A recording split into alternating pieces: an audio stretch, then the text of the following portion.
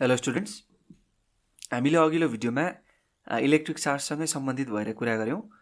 आज हामी अझै फर्दर कुरा गर्नेछौँ। इलेक्ट्रिक चार्जलाई हामीले युजुअली है क्यापिटल क्यू अथवा स्मल क्यू यसरी लेख्ने गर्छौँ। र इलेक्ट्रिक चार्जको युनिट के हुन्छ त भन्दाखेरि कुलम्ब, हामी जसलाई सर्ट फर्ममा सी पनि लेख्ने गर्छौँ। कुलम्ब भनेको COULOMB। Coulomb is the SI unit of electric charge, जसलाई हामी सर्ट फर्ममा सी पनि लेख्ने गर्छौँ। ओके, अब हामी कुलम्बलाई SI युनिट अफ चार्ज भन्दै गर्दाखेरि यो 1 कुलम्ब चार्ज भनेको चाहिँ कति हुँदो रहेछ भन्ने कुरा एकचोटि डिस्कस गरिहेरौँ है त। हामीलाई क्वान्टाइजेसन अफ चार्जबाट के थाहा छ त भन्दाखेरि Q is equals to NE। यो N भनेको इन्टिजर हो र E भनेको एलिमेन्ट्री चार्ज हो। अब यसको म्याग्निट्युड जुन छ नि E को भ्याल्यु, त्यो भ्याल्यु चाहिँ चार्ज अफ प्रोटोन अथवा चार्ज अफ इलेक्ट्रोनसँग बराबर हुन्छ। That is 1.6 × 10⁻⁹ coulomb. र यो N इन्टिजर भनेको पोजिटिभ अथवा नेगेटिभ दुइटै इन्टिजर हुनसक्छ। पोजिटिभ इन्टिजरले के बुझायो, त्यो अब्जेक्टमा अथवा इलेक्ट्रिकली चार्ज अब्जेक्टमा पोजिटिभ चार्ज रहेछ, नेगेटिभ रहेछ भने नेगेटिभ चार्ज रहेछ भन्ने कुरा बुझाउँछ। अब 1 कुलम्ब चार्जमा if Q is equals to 1 coulomb, कति नम्बर अफ इलेक्ट्रोन्स रहेछ भनेर एकचोटि हेरौँ है त। If Q is equals to 1 coulomb, N times E भनेको E को चार्ज कति हुन्छ, एलिमेन्ट्री चार्ज 1.6 × 10⁻⁻19 कुलम्ब। र यो कुलम्ब र कुलम्ब कटिहाल्यो। N इज इक्वल्स टु 1/1.6 × 10⁻⁻19, त्यो भनेको कति आउँछ, 6.25 × 10⁻18 इलेक्ट्रोन्स। 1 कुलम्ब भनेको कस्तो चार्ज रहेछ यसरी भनौँ न। 1 coulomb is the charge associated with 6.25 billion electrons. धेरै हुँदो रहेछ है। अब कुनै अब्जेक्टको चाहिँ इलेक्ट्रिकली चार्ज अब्जेक्टको चाहिँ +1 कुलम्ब चार्ज रहेछ भनेर भनियो भने हामीले के बुझ्नु पर्यो त भन्दाखेरि त्यो अब्जेक्टले चाहिँ पक्कै पनि 6.25 बिलियन इलेक्ट्रोन्स दिएको छ, अर्को कुनै अब्जेक्टलाई लुज गरेको छ। र कुनै अब्जेक्टसँग Q is equals to -1 coulomb charge रहेछ भने हामीले के बुझ्नु पर्यो भन्दाखेरि त्यो इलेक्ट्रिकली चार्ज अब्जेक्टले चाहिँ अर्को कुनै अब्जेक्टबाट 6.25 बिलियन इलेक्ट्रोन्स लिएको छ, यानि कि त्यसमा ट्रान्सफर भएको छ। हामी यसलाई पछि पनि डिफाइन गर्नेछौँ, इलेक्ट्रिक फोर्स पढिसके पछाडि त्यो हिसाबले पनि पढ्नेछौँ। र त्यस्तै डाइरेक्ट करेन्ट सर्किटमा हामीले फेरि करेन्टको टर्ममा पनि यसलाई डिफाइन गर्नेछौँ इलेक्ट्रिक चार्जलाई है। हामीहरू जेनरली चार्जको स्मलर युनिट युज गर्छौँ, माइक्रो कुलम्ब। र 1 माइक्रो कुलम्ब भनेको चाहिँ हामीले बिर्सिनु हुँदैन, 10⁻⁻6 कुलम्ब हो है त। सो अब हामी जाउँ कुलम्ब्स लमा। जसरी न्युटन्स ल अफ ग्राभिटेसनले चाहिँ कुनै दुईटा मास बीच कति फोर्स अफ एट्र्याक्सन एक्जिस्ट गर्छ अथवा ग्राभिटेसनल फोर्स एक्जिस्ट गर्छ भनेर भनेको थियो, त्यसै गरी कुलम्ब्स लले चाहिँ के भन्छ त भन्दाखेरि कुनै दुईटा चार्ज बीच कति फोर्स अफ एट्र्याक्सन अथवा repulsion, that is electrostatic force exert गर्छ भन्ने कुरा चाहिँ भन्छ। अब कुलम्ब्स लको सिम्पल स्टेटमेन्ट के हो त भन्दा, for any two charge objects हैन that are at distance are the force of attraction or repulsion is directly proportional to the magnitude of their charges and inversely proportional to the square of the distance between them. Suppose Q1 भन्ने charge यहाँनिर छ र Q2 भन्ने charge यहाँनिर छ, तिनीहरू बीचको distance कति छ, R छ भने electrostatic force is directly proportional to the Q1, Q2 and inversely proportional to the R square. So हामी यो दुईटालाई कम्बाइन गरेर के लेख्न सक्छौँ, F directly proportional to Q1, Q2 by R square है। यसलाई यसरी कम्पेयर गरी हेर्नु त ल।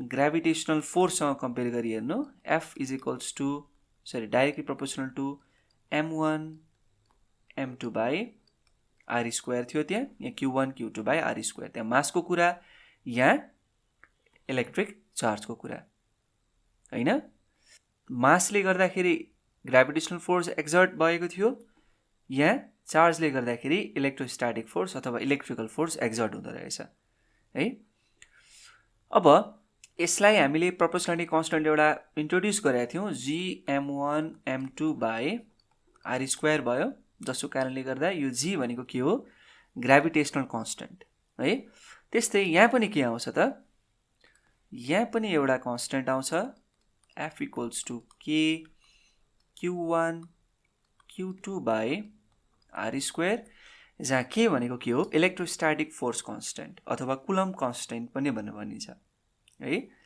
र g को भ्यालु कति थियो g को भ्यालु छ 6.67 into 10 to the power minus 11 newton metre square per K G square र त्यस्तै k को भ्यालु छ 9 into 10 to the power approximate value है 10 to the power 9 newton metre square per coulomb square यो दुईटालाई कम्पेयर गरी हेरौँ त ग्राभिटेसनल कन्स्टेन्ट त धेरै सानो रहेछ इलेक्ट्रोस्ट्याटिक फोर्स कन्स्टेन्ट भन्दा अब यसको मिनिङ के हो त what is the meaning of this gravitational force कन्स्टेन्टमा एकचोटि जाउँ है त सुरुमा यसरी कम्पेरिजन गर्दै पढौँ रमाइलो हुन्छ सपोज मैले कुनै दुईटा मासलाई m1 मास र m2 मासलाई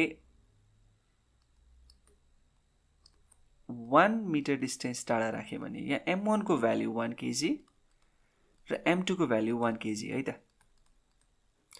1 मिटर डिस्टेन्स राखे भने F इज इक्वल्स टु कति आउँछ होला हेर्नुस् त यो भ्यालुमा लगाएर हाल्नुस् F is equals to g आउँछ ओके नि त F इक्वल्स टु g भनेपछि अब यसलाई कसरी बुझ्ने त भन्दाखेरि यो ग्राभिटेसनल कन्स्टेन्ट भनेको के रहेछ भन्दाखेरि it is the force of attraction between two bodies of mass 1 kg when placed at a distance of 1 meter apart 1 metre डिस्टेन्समा रहेका दुईटा 1 केजी का मास बीचको फोर्स अफ अट्र्याक्सन जति हुन्छ नि त्यो योसँग बराबर हुँदो रहेछ ग्राभिटेसनल कन्स्टेन्टसँग बराबर हुँदो रहेछ जुन 6.67 into 10 to the power minus 11 newton metre square per K G square एकदमै सानो छ अब यतातिर बुझौँ यसको मिनिङ के हो त कुनै दुईटा चार्ज q1 र q2 ल दुईटै उस्तै प्रकृतिका छन् यो पनि +1 कुलम्ब यो पनि +1 कुलम्ब यी चार्जेसहरूलाई हामीले 1 मिटर डिस्टेन्स टाढा राख्ने हो भने जुन फोर्स हुन्छ नि फोर्स अफ रिपल्सन किनभने उही प्रकृतिका छन् उही नेचरका छन् like charges repel so repulsion केसँग बराबर हुन्छ केसँग बराबर हुन्छ इलेक्ट्रोस्ट्याटिक फोर्स कन्स्टेन्टसँग बराबर हुन्छ र यसको भ्यालु कति रहेछ 9 into 10 to the power 9 newton metre square per coulomb square हेर्नु त कति धेरै रहेछ है भनेपछि दुईटा चार्ज्ड अब्जेक्ट बीच जसको युनिट भ्यालु छ तिनीहरू बीच हुने इलेक्ट्रोस्ट्याटिक फोर्स अफ अट्र्याक्सन चाहिँ 1 मिटरमा हुँदा पनि यति धेरै हुँदो रहेछ यो कति हो थाहा छ it is 9 billion Newton sorry यहाँ मैले मिस्टेक गरेँ metre square per coulomb square लेखेछु 9 times 10 to the power 9 किनभने यो के जुन छ नि के को भ्यालु त यस्तो भयो नि त किन यो Newton metre square per coulomb square कहाँबाट कट्नु हो कट्यो भनेर सोध्नुहुन्छ भने हेर्नुस् है त F equals to k times q1 भनेको q1 को युनिट कुलम्ब q2 को युनिट कुलम्ब बाइ तल मिटर स्क्वायर k को युनिट कति newton metre square per coulomb square coulomb square by metre square coulomb square कट्यो मिटर स्क्वायर कट्यो र newton मात्रै बाँकी रह्यो र के को चाहिँ यहाँ F equals to k भनेर बुझ्दाखेरि तपाईले यो भ्यालु मात्रै सम्झिनुस् है युनिट सहित नसम्झिनुस् ओके यति चाहिँ फोर्स अफ रिपल्सन एक्जिस्ट गर्दो रहेछ एकदमै धेरै हो यो एकदमै धेरै ओके ल अब हामी फर्दर जाउँ है त अझै फर्दर जाउँ यो जुन के छ यो k को भ्यालु 1/4 पाई एप्सिलोन नट सँग बराबर हुन्छ र यो एप्सिलन नट भनेको चाहिँ absolute permittivity of the air or vacuum हो। र पर्मिटिभिटी भनेको के हो भने नि पर्मिटिभिटी डाइइलेक्ट्रिक मिडियमको हुन्छ। डाइइलेक्ट्रिक मिडियम भनेको इन्सुलेटर हो है। इन्सुलेटरको पर्मिटिभिटी हुन्छ र त्यो पर्मिटिभिटी भनेको चाहिँ त्यो इन्सुलेटरको इलेक्ट्रिक पोलराइजेबिलिटी कति छ त्यसको मेजर हो क्या। पोलराइजेबिलिटी भनेको चाहिँ त्यो जुन मिडियम छ, त्यो जुन इन्सुलेटर छ, त्यो इन्सुलेटरमा भएको मोलिक्युल्सहरू चाहिँ पोलराइज्ड हुन सक्ने प्रपर्टी कतिको धेरै पोलराइज्ड हुन सक्छन् त्यति नै बढी तिनीहरूको चाहिँ पर्मिटिभिटी हुन्छ। ओके, र पोलराइजेसन भनेको के हो त भन्दाखेरि पोजिटिभ र नेगेटिभ चार्ज चाहिँ सेपरेट भएर बस्न सक्नु एउटा मोलिक्युलमा due to the electric field applied, अथवा without the application of electric field पनि हुनसक्छ। म यो क्यापेसिटरमा अझ मजाले डिटेलमा कुरा गर्नेछु है। त्यहाँ म डाइइलेक्ट्रिक मिडियमको भूमिका हेर्छु क्यापेसिटरमा। त्यस पछाडि के हो त पोलार मोलिक्युल, के हो त नन पोलार मोलिक्युल, त्यहाँ एकदम विस्तारमा कुरा हुन्छ है। अहिलेको लागि त्यति मात्रै बुझौँ है। It is a measure of electric polarisability of a dielectric भनेको इलेक्ट्रिकल इन्सुलेटर। सो यो त भयो। यहाँ एउटा कुरा बुझौँ है। यो केसमा Q1 र Q2 लाई चाहिँ एयर अथवा भ्याक्युममा राखेको छ है। अरू अवस्थामा राख्यो भने यति फोर्स आउँदैन। ओके, सो हामी कुरा गर्दै जाउँ है त। यो जुन पर्मिटिभिटीको भ्याल्यु छ यो डिफ्रेन्ट हुन्छ डिफ्रेन्ट मिडियमको लागि। It depends on the medium है। अब हामी के गर्छौँ भने नि यो एब्सोल्युट पर्मिटिभिटी भन्दा पनि रिलेटिभ पर्मिटिभिटीलाई लेख्न रुचाउँछौँ प्रायः जसो। रिलेटिभ पर्मिटिभिटी भनेको के हो त भन्दाखेरि कुनै पनि मिडियमको रिलेटिभ पर्मिटिभिटी भनेको त्यो मिडियमको absolute permittivity divided by the permittivity or absolute permittivity of the air or vacuum है। That is relative permittivity. हामी प्रायः यसरी लेख्छौँ। र यो फोर्सको फर्मुला पहिला म एप्सिलन नट राखेर हेरौँ है त। 1/4 epsilon naught Q1 Q2 by are square छ। यदि मैले कुनै मिडियममा चाहिँ है, यो त एयरको कुरा भयो होइन, एयर अथवा भ्याक्युममा चाहिँ यदि फोर्स अफ अट्र्याक्सन अथवा रिपल्सन एक्जिस्ट गर्छ भन्ने कुरा भयो। कुनै म मिडियममा हेर्दैछु भने त मैले त के लेख्नु पर्यो त भन्दा मिडियमको पर्मिटिभिटी लेख्नु पर्यो हो कि होइन। मिडियमको पर्मिटिभिटीलाई मैले एप्सिलन भने अथवा एप्सिलन एम भने जे भन्न पनि स्वायो। Q1 Q2 by are square is equals to, अब मैले रिलेटिभ पर्मिटिभिटीको टर्ममा लेख्ने हो भने एप्सिलन भनेको के हो त एप्सिलन आर एप्सिलन नट। अनिखेर हामीसँग के छ Q1 Q2 by are square. यसरी हामी मिडियमको चाहिँ पर्मिटिभिटीको टर्ममा पनि लेख्न सक्छौँ फोर्सलाई। र फोर्स चाहिँ between the two charges separated by distance r when placed in a medium of relative absolute permittivity epsilon or relative permittivity epsilon r. Okay, कुरो बुझ्यो, मैले भनेको कुरा बुझेन हेर्नुहोस् है त। जस्तो मैले कुनै मिडियममा राखेँ कुनै दुईवटा चार्जलाई Q1 र Q2 चार्जलाई, यो मिडियमको एब्सोल्युट पर्मिटिभिटी एप्सिलन छ है। र यो दुईटा बीचको डिस्टेन्स आर छ भने यो दुईटा चार्ज बीच कति फोर्स हुँदो रहेछ भन्ने कुरा यो फर्मुलाबाट हामीले पत्ता लगाउन सक्छौँ है। यसरी हामीले कोलम्ब फोर्सलाई बुझ्ने। अब मैले अघि भनेको थिएँ नि होइन, चार्जलाई म अर्को तरिकाले पनि डिफाइन गर्छु। चार्जको युनिटलाई भनौँ न, चार्जलाई भन्दा पनि चार्ज त एउटै हो। चार्जको युनिटलाई म अर्को तरिकाले डिफाइन गर्छु है त। यहाँनिर मलाई के थाहा छ भने F equals to K Q1 Q2 by are square भन्ने कुरा थाहा छ। अब मैले यहाँनिर नि यो एक्सप्रेसनमा Q1 पनि 1 कुलम्ब राखेँ र Q2 पनि 1 कुलम्ब राखेँ, दुइटै पोजिटिभ छ। र यिनीहरू बीचको डिस्टेन्स कति राखेँ मैले 1 मिटर राखेँ। त्यतिखेर फोर्सको भ्याल्यु कति आउँछ अघि पनि निकालिसकेको छ है मैले, भने नयाँ कुरा केही गरेको छैन। 9 × 10⁹ न्युटन आउँछ फोर्स।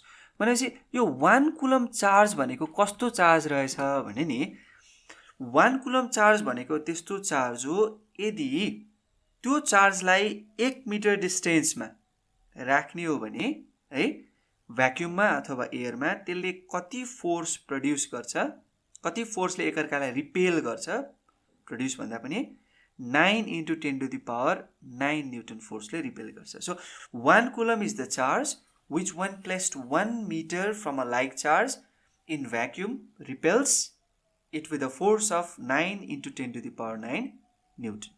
ओके, त्यसरी पनि बुझ्न सक्यो। ल अब जाउँ अर्को क्वेसनमा। Compare the electrostatic force between 2 point charges in air and water if the absolute permittivity of water is 80 times the absolute permittivity of air or vacuum. Electrostatic force लाई हामीले कम्पेयर गर्नु छ। एकचोटि के गरिएको छ, दुईटा पोइन्ट चार्जलाई हामीले एयरमा राखेका छौं र अर्कोचोटि तिनै पोइन्ट चार्जलाई उति नै डिस्टेन्समा है, उति नै डिस्टेन्समा केमा राखेका छौं, वाटरमा राखेका छौं। यो दुईटा अवस्थामा हामीले के गर्नु छ, इलेक्ट्रोस्टैटिक फोर्स यसमा कति लाग्छ र यसमा कति लाग्छ त्यो दुईटालाई कम्पेयर गर्नु छ।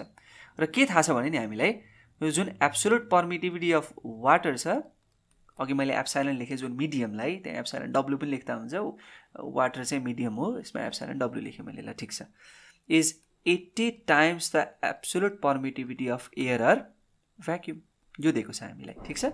र म सुरुमा के गर्छु, electrostatic force between two charges in air कति रहेछ त्यो हेर्छु। त्यो कति हुन्छ त, Q1 Q2 by 4 pi epsilon not, यिनीहरू बीचको डिस्टेन्स r रहेछ भने r स्क्वायर, यसलाई इक्वेसन 1 बने। त्यस्तै वाटरमा हेर्छु म, Q1 Q2 by 4 pi epsilon water times r square. Epsilon मात्रै लेखेको भए पनि हुन्थ्यो है, मिडियम हो त्यही भएर एप्सिलन लेखे भन्न पनि पाइन्छ, वाटर त्यसरी डिनोट गर्न पनि पाइन्छ। यसलाई इक्वेसन मैले के लेखेँ, 2 लेखेँ। यो दुईटालाई कम्पेयर गर्नु छ भनेपछि के गर्दियौँ, डिवाइड गर्दियौँ, डिवाइडिङ इक्वेसन 2 बाई इक्वेसन 1, जुनलाई जसरी गरे पनि हुन्छ। अब के बाँकी रह्यो त भन्दा सबै कटेर बाँकी रह्यो माथि एप्सिलन नट, तल epsilon W equals to epsilon naught divided by epsilon W भने कति छ त, यो होइन त भ्याल्यू, यो एप्सिलन नट कट्यो, so F W by F A equals to 1 by 80 आयो। र यसलाई कसरी लेख्न सक्यो, F W is equals to 1 by 80 times F air. ल हेर्नुहोस् त, तिनै चार्जलाई त्यति नै डिस्टेन्समा वाटरमा राख्दाखेरि एयरमा जति फोर्स अफ अट्र्याक्सन अथवा रिपल्सन हुन्छ नि त्यसको 1/80 टाइम्स मात्रै हुन्छ वाटरमा। सो 1/80 टाइम्सले फोर्स घट्दो रहेछ, फोर्सको भ्यालु घट्दै रहेछ हामीले यदि मिडियममा राख्यौँ भने। मिडियम कुन चाहिँ यहाँ वाटर, सो वाटरमा राख्यौँ भने okay. So force of attraction decreases by 1/80 times its original value in air. यसरी हामीले भन्न सक्छौँ, कम्पेयर भनेर यसरी क्वेसन सोधियो भने। ठिक छ, अब अर्को क्वेसन हेरौँ। Compare the strength of the gravitational force and electrostatic force between a proton and an electron separated by a unit distance in a vacuum. यहाँनिर हामीसँग प्रोटोन छ, यहाँनिर एउटा इलेक्ट्रोन छ, ल यो proton E plus, electron E minus है। यिनीहरूको म्याग्निट्युड सेम हुन्छ 1.6 × 10⁻⁻19 कुलम, तर नेचर डिफरेन्ट हुन्छ, यो एउटा पोजिटिभ अर्को नेगेटिभ। यिनीहरू बिचको डिस्टेन्स कति छ, 1 मिटर, यसलाई हामीले आर भन्यौँ है त। सो के थाहा छ त्यो लेखौँ है त। ल दुईटैको चार्जको भ्याल्यु मैले क्यू लेखेँ, स्ट्रेन्थ मात्रै हेर्नु छ त्यही भएर म्याग्निट्युड मात्रै लेखेँ, 1.6 × 10⁻⁻19 कुलम। तर मास डिफरेन्ट छ, मास अफ प्रोटोन कति हुन्छ थाहा छ, प्रोटोन हेभियर हुन्छ इलेक्ट्रोन भन्दा, 1.67 × 10⁻⁻19 कुलम, र मास अफ इलेक्ट्रोन कति हुन्छ 9.11 × 10⁻31 यतिका कुलम पो लेखेछु, सरी है, केजी। यिनीहरू बिचको डिस्टेन्स कति छ, 1 मिटर। हामीले हेर्नु छ के एउटा ग्राभिटेसनल फोर्स र अर्को इलेक्ट्रोस्टैटिक फोर्स, यिनीहरूलाई कम्पेयर गर्नु छ एक्चुअली। ल एकचोटि म ग्राभिटेसनल फोर्स हेर्छु है त। Gravitational force GMP ME by R square. So 6.67 × 10⁻11 times MP कति छ 1.67 × 10⁻19 times 9.11 × 10⁻31 by r भनेको त के छ 1 छ 1 को स्क्वायर के गरिरहनु र 1 नै हुन्छ है त त्यसपछि यहाँबाट आउँछ हाम्रो value 1.01 into 10 to the power minus 67 Newton यो आयो ग्राभिटेशनल फोर्सको स्ट्रेन्थ अब निकालौं इलेक्ट्रोस्टैटिक फोर्सको स्ट्रेन्थ इलेक्ट्रोस्टैटिक्स भएकोले मैले यहाँ E भनेर लेखेको है इलेक्ट्रोस्टैटिक फोर्सको स्ट्रेन्थ कति भन्दाखेरि के यानी कि 1/4 पाई एप्सिलन नट लेख्न पाएँ किनभने भ्याक्युममा छ times q1 q2 by r square यसमा दुईटै q1 q2 सेम हो q नै हो स्ट्रेन्थ एउटै हो भन्न खोजेको भ्यालु एउटै हो त्यही भएर q1 q2 मल्टिप्लाई भयो q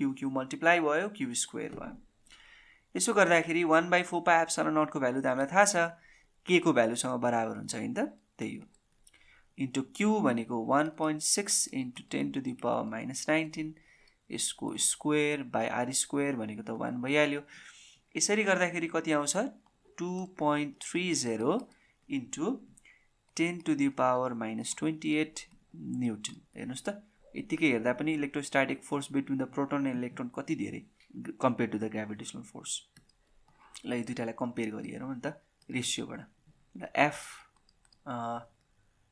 E by f g यो दुईटालाई डिवाइड गरौँ त कति आउँछ थाहा छ approximately 2.28 into 10 to the power 39 Newton आउँछ बाफरे ल हेर्नुस् इलेक्ट्रोस्टैटिक फोर्स अझै यसरी लेखौँ न म ल electrostatic force is equals to 2.28 into 10 to the power 39 times gravitational force कति धेरै हुँदो रहेछ दुईटा बीचको इलेक्ट्रोस्टैटिक फोर्स सो यति धेरै हुँदो रहेछ electrostatic force immense electrostatic force यो शब्द मैले अगाडिको भिडियोमा पनि युज गरेको थिएँ त्यही भएर यही कारणले भनेको एकदमै धेरै हुन्छ त्यही भएर ल अब हामी अर्को कुरामा जाउँ है त अन्तिम आजको यो अन्तिम कुरा हो यहाँसम्म अल्छी नमानी हेर्नु भएको छ भने धेरै धेरै धन्यवाद Properties of an electrostatic force. It may be attractive or repulsive compared to the gravitational force. जहाँ के थियो attractive मात्रै हो gravitational force, repulsive होइन.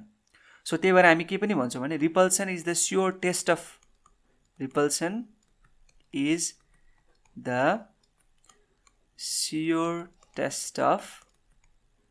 electrification.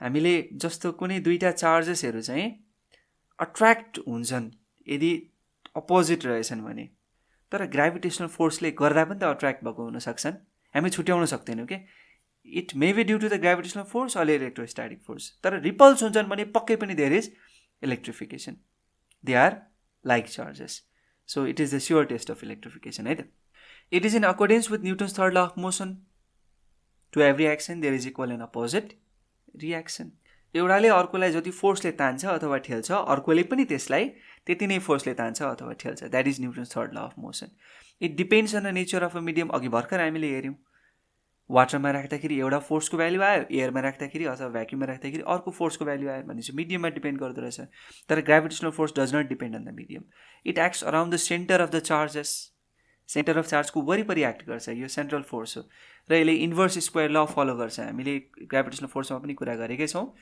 F inversely proportional to the r square यस्तो नेचर अफ फोर्सलाई हामी जुन चाहिँ स्क्वायर अफ द डिस्टेन्ससँग डिपेन्ड गर्छ त्यसलाई हामी इन्भर्स स्क्वायर ल फलो गर्ने फोर्स भन्छौं it is a conservative force के हो भनेर म अहिले भन्दिन किनभने मैले कन्जर्भेटिभ फोर्स र नन कन्जर्भेटिभ फोर्समा एकदमै डिटेलमा भिडियो बनाएको छु त्यहाँ गएर हेर्दिनु होला डिस्क्रिप्सनमा म त्यसको लिंक राख्ने छु it is a long range force धेरै टाढासम्म लागु हुने फोर्स हो यो r टेन्ड्स टु इन्फिनिटीमा गएर मात्रै लगभग 0 हुन्छ धेरै टाढासम्म लाग्ने फोर्स भयो यो ओके सो यसरी आज हाम्रो इलेक्ट्रोस्टैटिक्सको सेकेन्ड भिडियो पनि सकिन्छ अर्को भिडियोमा हामी अझ थप कुराहरू गर्ने छौं मेबी न्यूमेरिकल पनि गर्ने छु होला म है अरूहरु आजको त एकदम बेसिक न्यूमेरिकल थियो okay till then have a good time and keep loving physics